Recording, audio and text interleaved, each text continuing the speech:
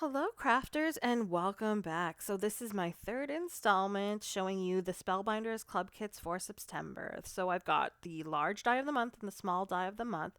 The large die is called Thankful Tractor, which is this beautiful tractor here. I'm going to be making a slider card here, which moves our little tractor and reveals a cute sentiment. And I've also got the small die of the month, which is called Stitched Fall Leaves. So you have an option to stitch the leaves which come with the set, or you can use them as is. So for both cards, it took a while to get this video done, so I do apologize. This is a bit of a longer video, so just hang in there or fast forward to what you like. So here is the Thankful Tractor. You can see you have the actual bits for the tractor. There's 3 wheels. 2 wheels are for the crate, which are these 3 wooden pieces. And then you've got all of these different crops. You've got a squash, pumpkin, and corn. And then all of the framework that for the most part, you can cut them out with one die. It cuts out all of the little pieces. And then a couple sentiments. You've got thankful and happy fall. Now, here's a small die of the month. You get 2 sentiments here. All of these dies have a shadow die that goes with them. You have happy fall. Those are the 2 sentiments. You could use one with a printed sentiment or both together. And then you've got all of the stitched leaves. As I said, you could use it with or without the stitching. So getting started here, I'm actually cutting out all of the Thankful Tractor dies from white cardstock. So it probably would have taken less time to put these all out on a larger piece of cardstock and put it through my Sizzix Big Shot, which covers a larger area, but I think I was a little bit lazy. I don't know about you, but I love watching different shows while I'm crafting. It just keeps me busy and my mind a little bit occupied for more monotonous tasks like these where I'm doing more die cutting. So I just used my smaller sidekick and cut out all of the pieces that I needed to in white, and then I went ahead and cut out the pieces that I wanted for metallic cardstock, which were, say, the centers of the wheels and different highlighted pieces that I'm going to have on the card. Furthermore, I have the actual rubber part of the wheels and then the framework, which I cut out of black cardstock. So you can see me trying to fit them all onto that small Sizzix cutting pad. And yeah, probably would have been smarter to use the Big Shot here.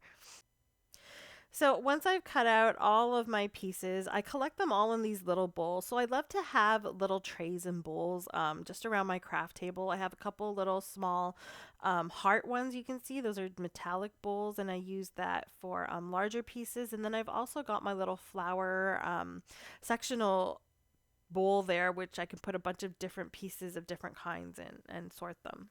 So now that I have everything cut out, all I have to do is add my ink.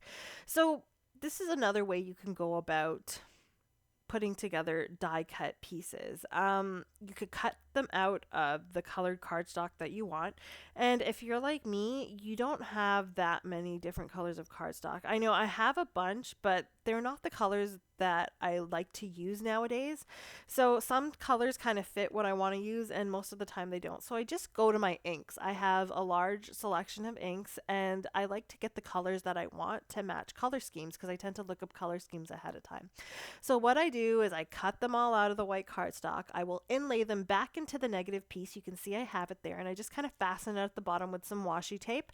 And then I will take my smaller blending brushes and add my ink. And when you add ink in this fashion, you can actually create shading on your die cut pieces, which give them a bit more life and make them look a bit more realistic, and also a different look than just having cut plain one color cardstock. So the largest collection of inks I have are Altenew. So as you can see, I tend to go to them a lot. I'm using some of the Dewdrops and Aqualicious blues. You can see for the tractor, I used both colors to get a nice deep aqua-ish color. And then on the actual crops, like the squash and the corn, I'm adding a bit of the lighter blues, and then I'm going to add a little bit of Morning Frost, which is a bit of a gray, to kind of give it a bit of a shadow. So the look I was going for here was, they have like the white corn and the white squash, and sometimes I have the white pumpkins. So I was going for that look with my crops, but with a bit of a nice dewy blue glow. So that's what I was going for. Don't know if I fully accomplished it, but it looks pretty good when you put it all together because these nice aqua blues go very well with deep browns. And as you can see, I'm using some browns here for the actual crate portion of my tractor, or what would you call it, the trailer for the tractor. And then I'm also going to be using really deep browns for my background. So I'm just adding some caramel toffee, some espresso and mocha Altenew inks to the crepe portion. And once I've got all of those slats kind of colored, I'll pull them out. And you can see in this fashion, they have more of a realistic look to them with the different tones of brown. Now for the corn stalks, I have the white portion, or in my case, the light blue portions that I've added ink to, and now I have the actual husk of it. So I'm adding some Forest Glades green and some evergreen to create the forefront of those husks, and then also there's like a piece that you can use as the background husk so that it creates a bit more depth as well. So for that background husk, I'm using some of that evergreen ink because I want it to be a deeper green. So you don't have to go as dark as I did, but it's completely up to you. Now for the little flowers and leafy portions, the little dies that come with this set, I just kind of cut them out of white cardstock, and now I'm adding some of the lighter blues to the flowers and then greens and browns to the leaves.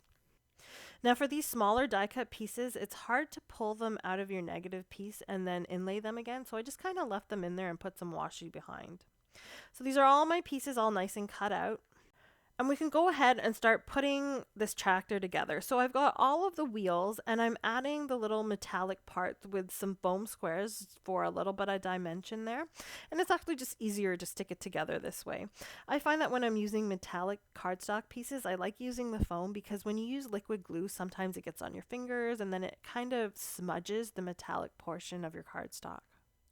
So once the wheels are all done, now I have to actually attach them to the tractor. And the main thing I want you to keep in mind when you're doing this is you want to make sure that the wheels are on level ground. So what you could do is kind of use a ruler and make sure that when you're adding the wheels to the tractor that the bottoms hit the same line. They hit the ruler so that they're straight, so that the tractor is straight. And you can see I added that, the little, I don't know what they're called, but the little accent pieces that go around the wheel. And then there's one straight line that kind of goes on the front of the tractor as well.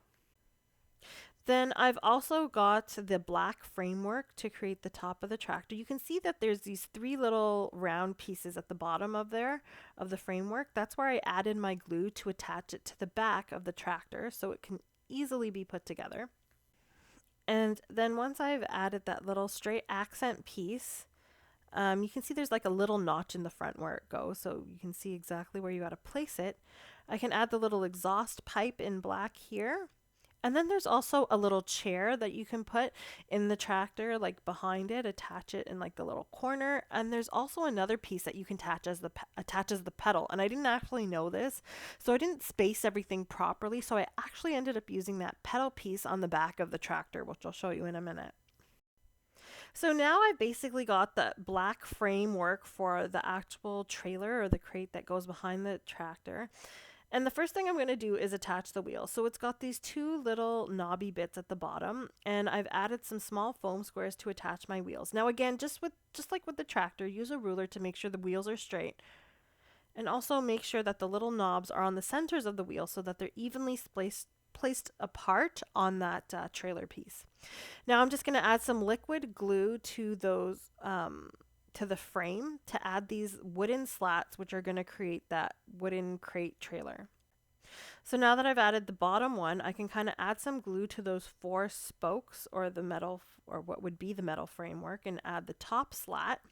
And once I've got the top slat on there, then I can kind of see how to space that middle slat so that it fits in there nicely and is spaced nicely between the top and the bottom one. So I will just go ahead and add that slat, and then once that's done, what I'm going to do is try to attach this to the tractor, and at the same time I want to make sure that the wheels of the trailer match up with the wheels of the tractor. So what I mean by that is I kind of use a ruler to make sure that the bottom wheels are on the same level as the tractor wheels, the tractor and the trailer, so that it looks like one continuous vehicle and it's not like kind of lopsided and one's on an angle and the other is the other way kind of thing. So I have the little pedal that was supposed to go in the front of the tractor, and I actually added it to the back as a bit of an accent piece, as just like a little bit of a hitch. So you could choose not to use it at all, but I wanted to add it on there. And now I've got the little connector that's going to connect the trailer to the tractor, and I'm adding it so again in such a way that I'm making sure that the entire tractor and trailer is straight with my ruler.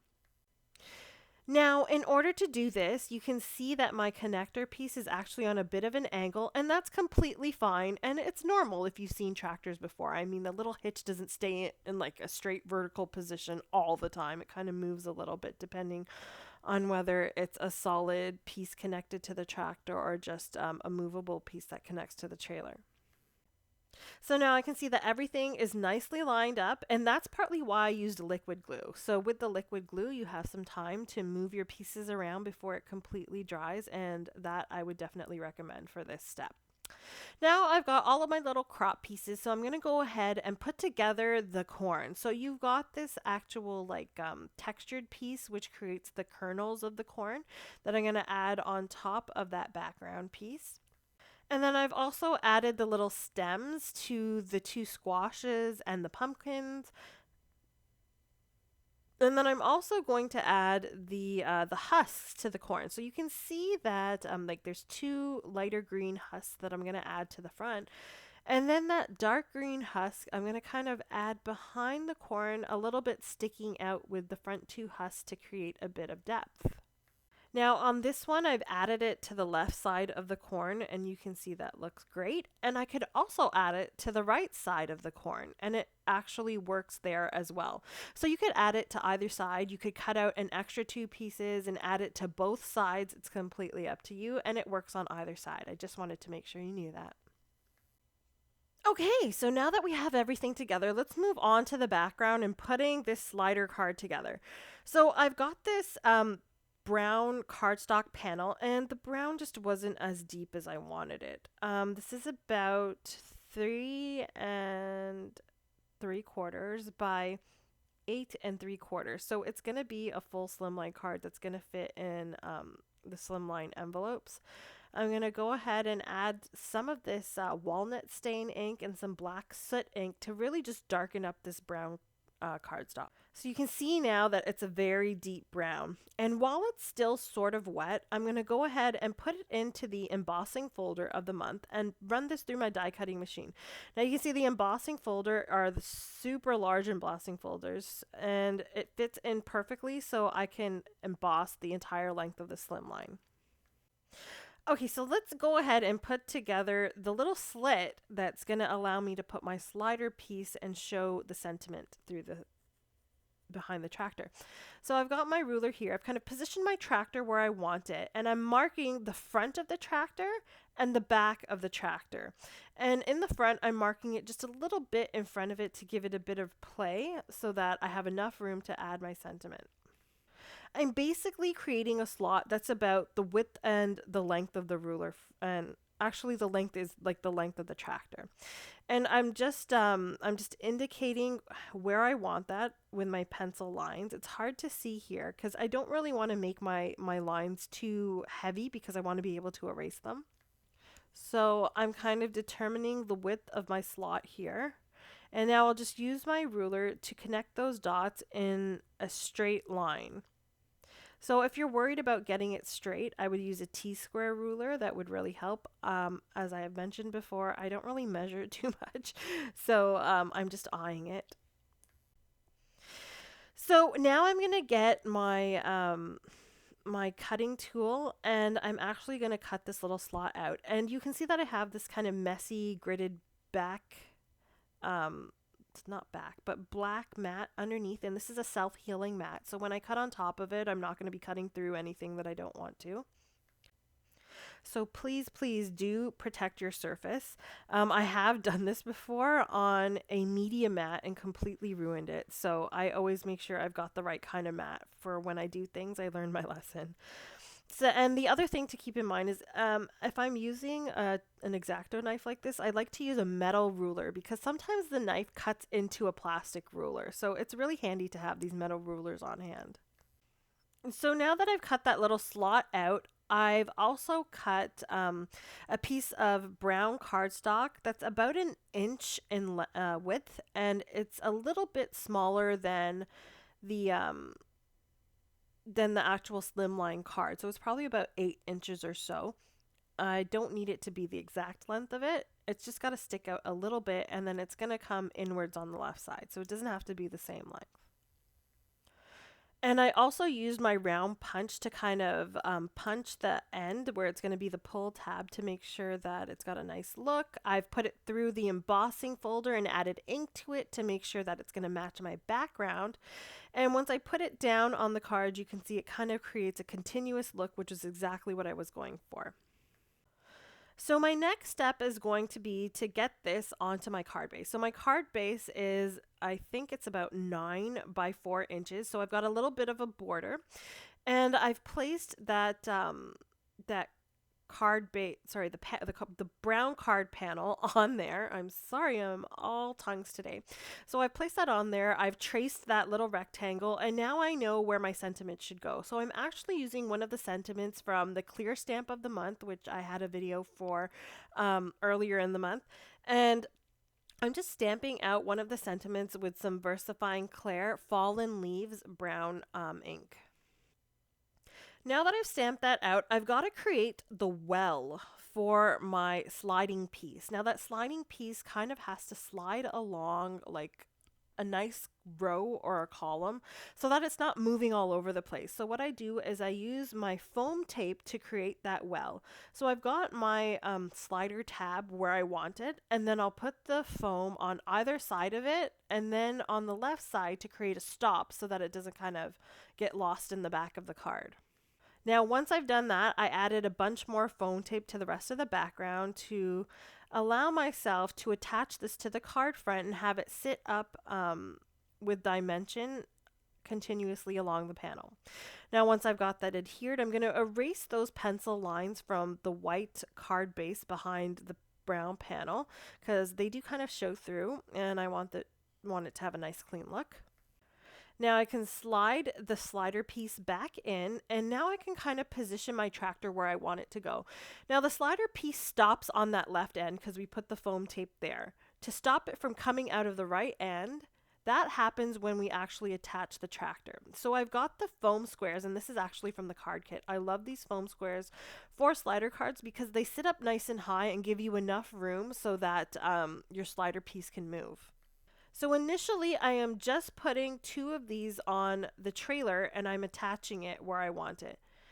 And you can see it works perfectly, and I can see all of my sentiment. And I have a bit of extra room to the right of the sentiment. And I'm noticing that my tractor is moving around a little too much because it isn't fastened down like the trailer is. And the reason why I did that is because I didn't want my sentiment not to show when I pull my slider tab. So now that I see that I have enough room, I can add another piece of foam to the back of the tractor, as far back as I can go, and then my tractor is fastened and it sits there properly now, and I can still I can still move my slider tab so that I can see my sentiment. I am so sorry for that blunder, but yes, you can see now that it sits there nicely and you see the sentiment clearly, and it all worked out just perfectly. And that's partly why I chose the slimline card, because it's large enough to allow for the tractor and then movement for the sentiment to show. So now my next step is to add all of my crops. So I've got one of the corn pieces, I've got one of the squash and the pumpkin, and if you recall, I did make 2 of each. The other 3 I'm going to put on the inside of the card, but I'll show you that in a minute. Now remember that we can't attach those crops to the background, because if we do, they're not going to move with the tractor, and it's not going to look normal. So what you have to do is add some tapewear adhesive or double-sided adhesive to the back of the slats of the crate, and then kind of push your die cuts up against it from behind to allow it to adhere. Now the smarter thing to do would have probably been to put all that together before you put the trailer on top. So that's my little tip, and that's what I learned from making this card to make it a bit easier. So now I've used that double-sided adhesive. I used a strong one because I don't want them falling off. I don't want the crops falling off my tractor because we've worked hard to get get that crop going, especially this year after COVID with all the inflation. Everything's just been harder to do. So we'll go ahead and get all of that fastened down there. You can see I also added the Happy Fall sentiment piece to the crate as well, and that just kind of helps cover up some of the empty space. And every time that I attach those pieces, I'm moving that slider piece to make sure that nothing's sticking. I also have the thankful sentiment that I'm going to add to the card as well because I did ink it up and do all that work, so I did want to add it. And now I've got the small little flowers that I'm going to add as little accent pieces. I have my Susan's tool kit, which has all of the shaping elements. I'm using the tool-in-one and the stylus tip to shape the little flowers to give it a bit of dimension and make it stand out from the card. And these little tweezers that come with that set actually really come in handy. They're actually very well, they are a little bit sharp, but they're very pointy and they're very thin, so that you can actually get all these small little leaves and bits in on your card. I find that some of the other tweezers that I have are a little bit too thick on the ends, so these actually work perfectly. And that small little foam mat is perfect when I have a lot on my table for shaping all of the little elements. Now to finish off the front here, I have to add some clear gems. I'm adding some to the center of the flowers, and then I'll also add some in the background. I also have some black gems that I'm going to add to the center of the wheels on the tractor, and that's just to add a little bit more depth in the different layers that we have going on the wheels. And then I also have to indicate to my recipient that, hey, there's a little tabby here. They're probably wondering what the heck it is. Pull it. So I'm just using my white Sakura Jelly Roll pen to write pull on that tab in as nice a font as I can with my handwriting, and then a little arrow so that your recipient knows to pull this and reveal the little sentiment that's behind. So as I mentioned, I'm adding the little black gems here, and then I will also go ahead and open up the card, and then I have, remember, the pumpkin, squash, and corn that I want to add to the inside. It literally takes just a couple minutes, and I did make them with the rest of the process, so it wasn't something extra that I did on the side that took more time, and I just attach it on the inside, and now my card is beautifully designed on the front, and the inside matches the front. So now let's move on to the small die of the month. Now for this one, I'm doing a bit of an artsy background. So I have these cosmic shimmer pixie burst sparkles. I don't know if you know about them, but they are by Creative Expressions and they just make for easy backgrounds. So what I like to do is take some watercolor cardstock and I'm adding some water to the front and to the back of this. Now I find the trick is that adding it to the back allows your card piece to actually dry flat and not so warped. So make sure you add the water, spritz it on the front, the back, and then I add the pixie sparkles, one at a time, spray it, dry it, move around the color, and then I do this to create layers on the background.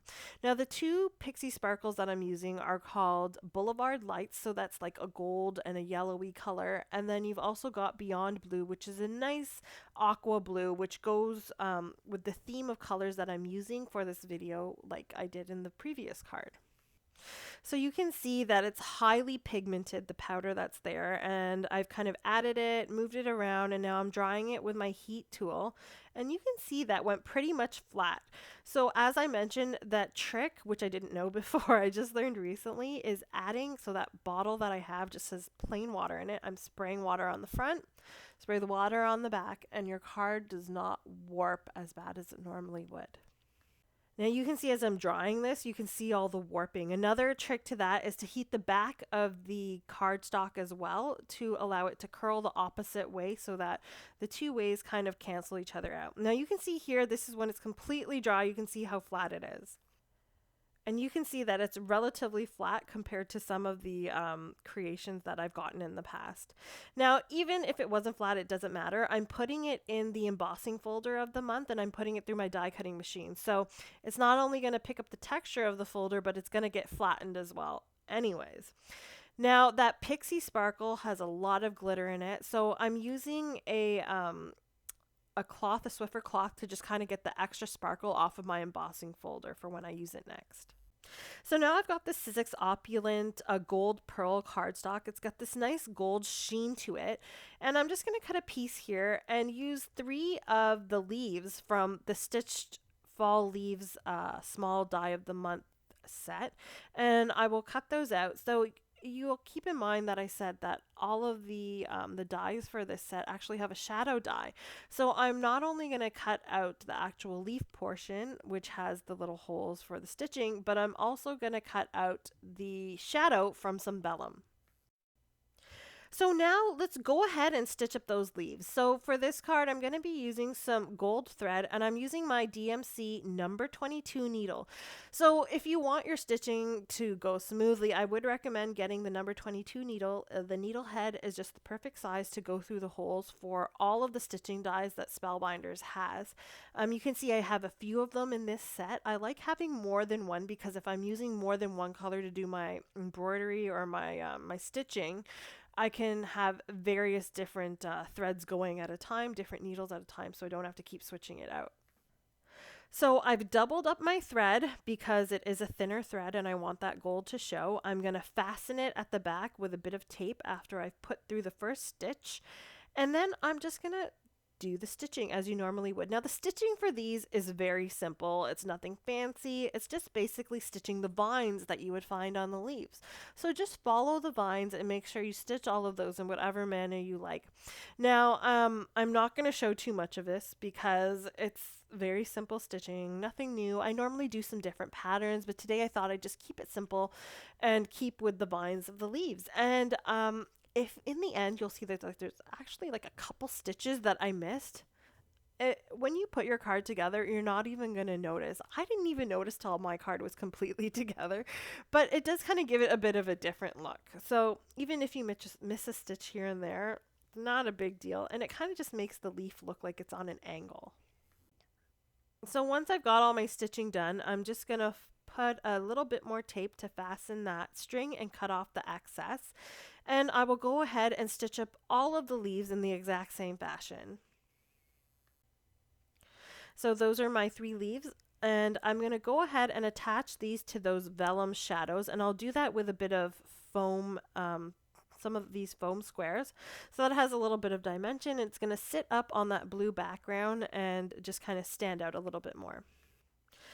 Okay, so this is a long one. Are you guys still with me? We're going to finally put together this card. The first thing I want to do before I put all the pieces together is cut out my sentiment. So I cut out the hello and the fall, both from gold glitter cardstock. Now this gold glitter cardstock is from an old kit from Spellbinders. It's from the All Aboard card kit from last year during Christmas. And you can see this is like the last little piece that I have left. I love to keep these specialty cardstocks and continue to use them throughout the year because they're just so nice. I can't waste them. So you can see I'm simply adding some glue to the back of these letters and just adhering them to the shadow vellum piece. And it's very easy to do because they line up nicely with the shadow. Now I'll go ahead and attach that aqua blue background to the card base. This is a 5" by 7" card base, and you can see that the panel is just a little bit smaller to create a bit of a border. I've also cut a black strip of cardstock, which I'm going to attach to the center here. This is mainly because I want there to be a bit of a separation in that blue to allow my sentiment to stand out. You can see I also added a piece of gold metallic cardstock behind that to create a little bit of a border on the top and bottom of the black piece, and it just gives it a bit more of a finished look and ties in the gold from the sentiment to the rest of the card. And you have the highlights of gold in your stitching, in that little border piece, and also in the sentiment. So now I'll add those 2 sentiments, and while I do this, I'm going to make sure that I'm adding glue only to where the actual glitter cardstock is going to show through the vellum, because I don't want to be adding any extra glue on the vellum that shows through when I place it down on that black strip of cardstock. And finally, to finish this card up, I'm adding some gold metallic gems to the background and to the sentiment strip. So that is my inspiration for today. If you made it through to this part of the video, thank you so much for watching. I really appreciate your viewership. If you like my video, don't forget to like and subscribe. And I have a link in the description below to my blog. All the products I've used are listed there. Don't forget to hit the notification bell to tune in to my final video for the Spellbinders Club Kits, which is coming soon. Thanks for watching, and I'll see you again. Bye.